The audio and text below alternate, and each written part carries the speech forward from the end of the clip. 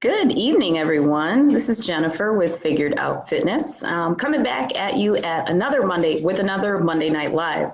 And you know how every Monday night I ask people if there's certain things that they want to hear about or they want me to talk about.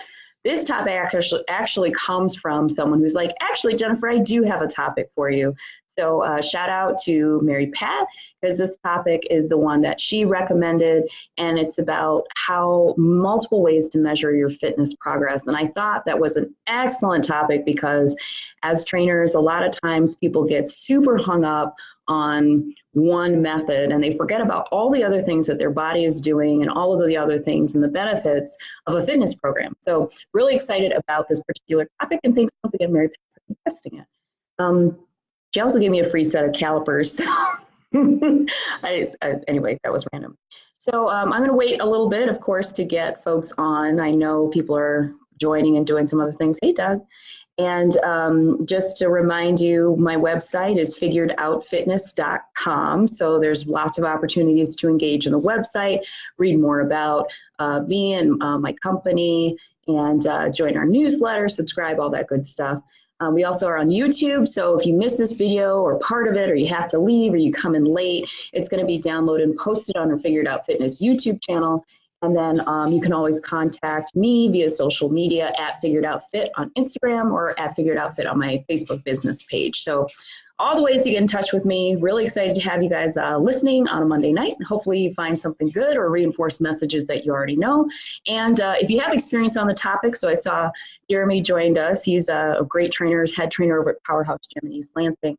If he has some other things to add and his experience as a trainer, I'd love to hear it too. So this, I think, is a really great topic to address once again, because I think a lot of people live and die by the scale and by what everybody thinks fitness is.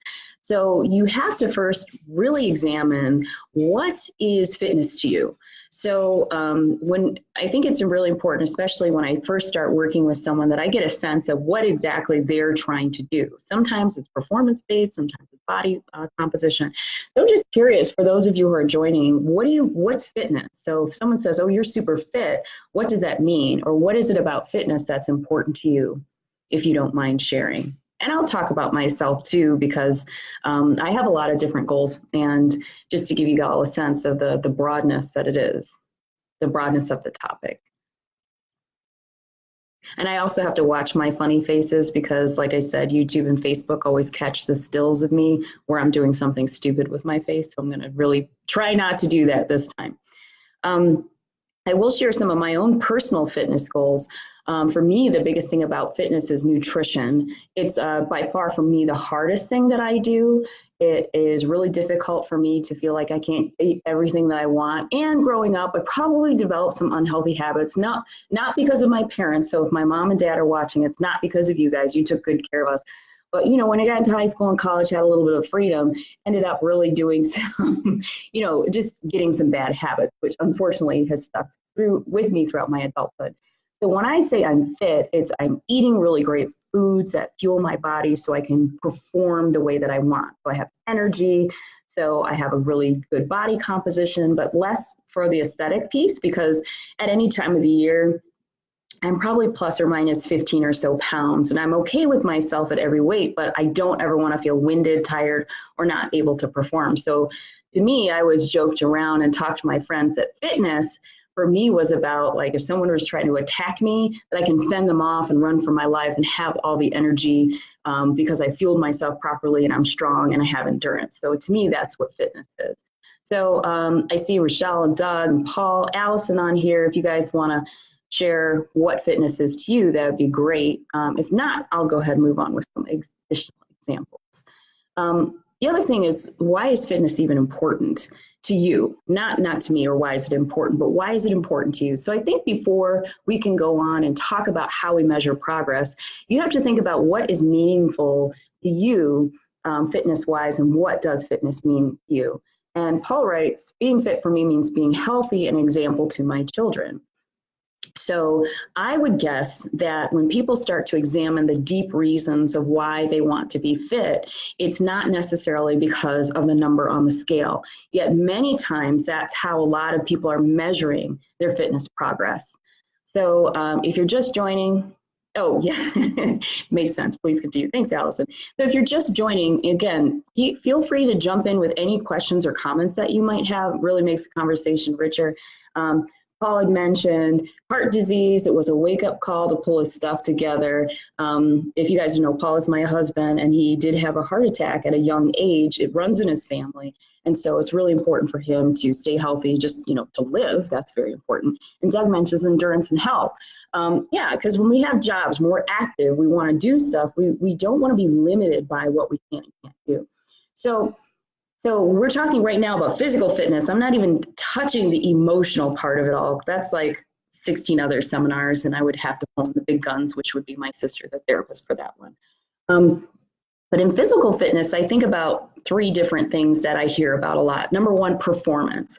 So let's say you're a performance athlete, or you're just someone who likes to, weekend warrior who likes to do things. I have a lot of friends who are doing Spartan races. We've got the Lake Lansing Marathon Relay coming up. We have a lot of teams at Orange Theory and outside of Orange Theory who are doing that. They are doing CrossFit. We've got some CrossFit competitions, or even if you play golf, you want a better golf swing. I mean, there's a lot of performance-related fitness goals. So when we're talking about measuring progress, again, we're stepping away from the scale. We're talking about, are you better than where you were last time? Can you run a little faster? Can you jump a little higher? Can you hit that golf ball 50 yards longer? I'm using golf. That's a great reference for my dad if he pops in, which he usually does. He's a golfer, and so is my brother. So really, there's a lot of performance-based fitness goals that a lot of people ignore, or they're not really thinking of because they're so focused on that number on the scale. Hey, Doug, I didn't know you're a big golfer. Anyway, so the other piece is health, and Paul had touched on that with his heart disease piece. And that's also been something that's near and dear to me as well, because of course, as I get, north of 40, I start to see and experience different health pieces, and I see people around me who, as they get older, and maybe they're not taking care of themselves, they're starting to, have to go to the doctor more often. I actually have high blood pressure. I've had that since I was in my early 30s, and I'm pretty sure it's hereditary. So, but blood pressure is important. So even though it's hereditary, there's not a ton I can do about it. I do try to do my best to control, to think about sodium intake, to think about the behaviors that help me feel better and not mess up my blood pressure. Lowered cholesterol, better sleeping, all of these things are related to fitness. So when we're talking about progress, think about these measures. So, let's say you're taking a woman who's my height, I'm 5'4", almost 5'4", 5'3 3/4. And let's say I was 160 pounds. And by most standards, that would put me in the overweight to obese category. But if I'm looking at how I'm eating, how I'm performing, if my blood pressure is low, my cholesterol is low, and I have a lot of muscle, and it's 160 pounds on the scale, what is really the health assessment? How fit am I? And so I really want people to think about their fitness in a much wider breadth, because when we're talking about fitness and quality of life and health and longevity, there's so many other factors other than that scale, okay? Even if you are talking about fat loss, so let's say you do have a couple pounds to lose and we have to back off, we have to get rid of some fat. I mean, that's real, especially if you do want to get to these other health or performance goals.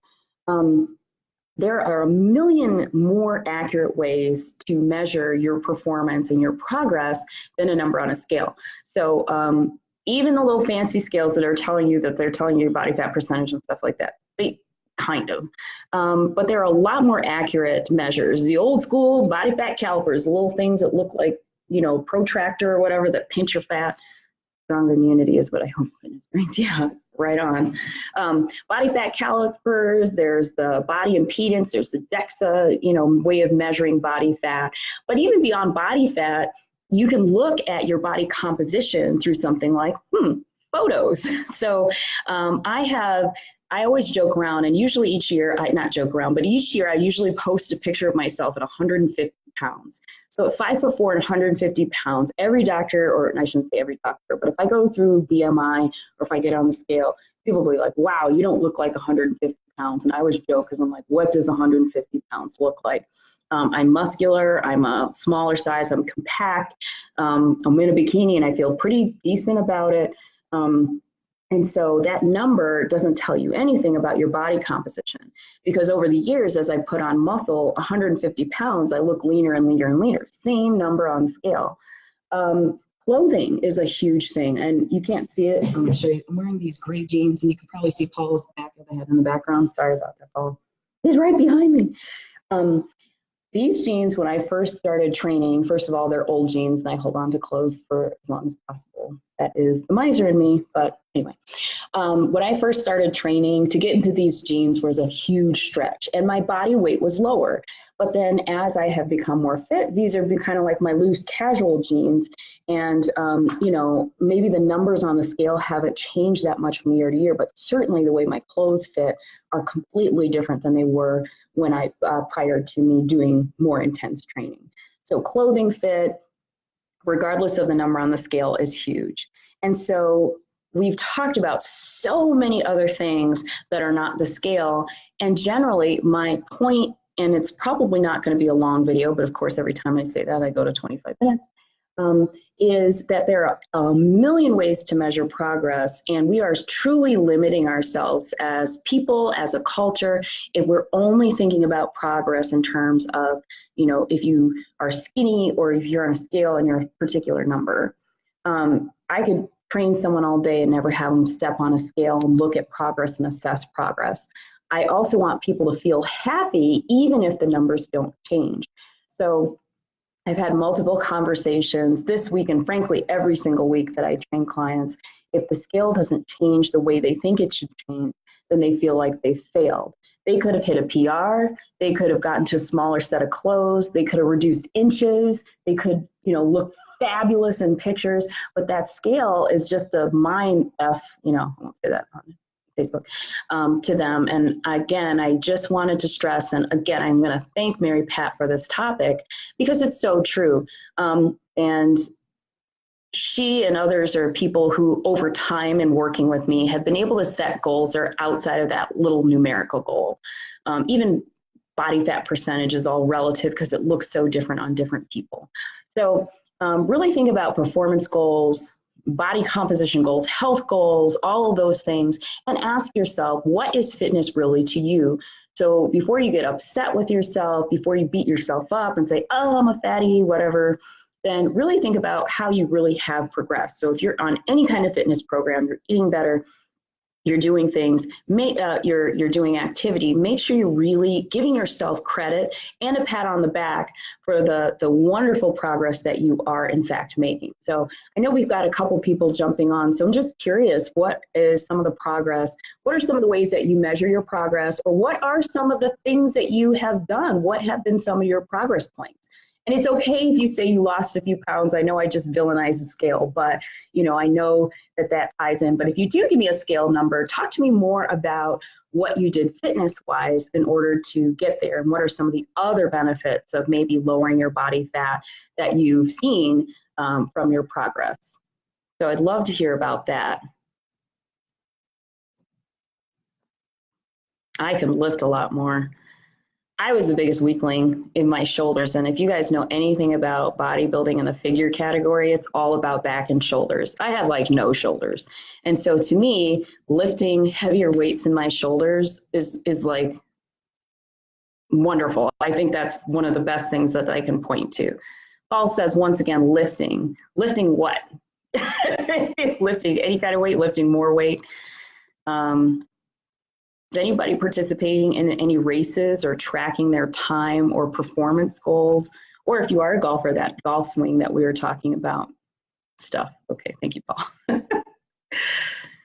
So I won't force conversation, but I will prattle on a little bit because I know there's sometimes a delay in what you're saying versus what I'm saying. So again, I think there's a short Facebook Live tonight. It's really an encouraging one to remember to think about fitness in so many different ways, because I think ultimately you will enjoy fitness, you'll enjoy exercise and nutrition when you are really understanding the full benefits of your exercise. And Doug mentioned one of the things that he benefited from after losing weight was sleeping better. Oh my goodness. I'm a horrible insomniac, and Paul can tell you that. And that's probably due to some other factors, but I'm telling you, sleeping better, oh my gosh, it's just like you wake up as a brand new person. So no, that's okay. Please don't text and drive. So I appreciate you just listening. But yeah, I mean, really think about it, because I think it's a lot of times we get so discouraged that it even stops us from moving ahead with fitness. It stops us from continuing our exercise program or our nutrition plan. And it's really important to remember. I'm going to have a guest blogger on my Figured Out Fitness. Her name is Patricia Ode, and she is the owner of True Desserts. And she is an amazing person with a great story. And I asked her to blog for Figured Out Fitness because she is someone who started off her whole entire life having all of these health issues. And when she talks about fitness, when she talks about nutrition and healing, not once in her whole entire blog or in the multiple conversations that we've had does she mention the scale. She talks about how she feels. She talks about fewer doctor's visits. She talks about those things. And yeah, when you meet her, she's in wonderful, fabulous shape, but she's not measuring her fitness success that way. So again, I think that's an amazing story. I can't wait to publish her blog, and I've got a couple more guest bloggers coming up, and I can't wait for you guys to see that content in my blogs at figuredoutfitness.com. There's other blogs back there, so feel free to check that out. But I do appreciate your attention tonight, you guys. And my homework to you, my challenge to you, is to think about 3 fitness goals that have absolutely nothing to do with the scale. And then every time you make progress towards those goals, give yourself credit. Tell yourself how great you are. Every little thing counts. And that gratitude and that thankfulness for the progress that you're making makes the journey so much more fun. And it's not about a single point in time. And once you understand that, it really opens up a whole world to you. Fitness is not about one point, one number, one scale. It's about the journey. It's about the progress and giving yourself credit for taking the action in the first place. So that's what I've got for tonight. Jennifer Nagel, Figured Out Fitness. Remember the website, figuredoutfitness.com. If you missed this, or if you're joining late, I'm going to publish this to the YouTube channel, Figured Out Fitness. And of course, you can always get at me on social media, Instagram, Facebook business page at Figured Out Fit. Lots of huge things coming up in the next 2 months for Figured Out Fitness, so keep watching. And if you have any questions, or if you have any ideas for upcoming lives, make sure you let me know. If you're looking to establish a fitness plan, or you want to set some goals and you don't know how, please reach out to me. That's what I'm here for. You can make an appointment with me, calendly.com/figuredoutfit. So I will talk to you soon. Doug, I'll see you soon. Everybody else, have a great night, and I will talk to you all next Monday. Bye-bye.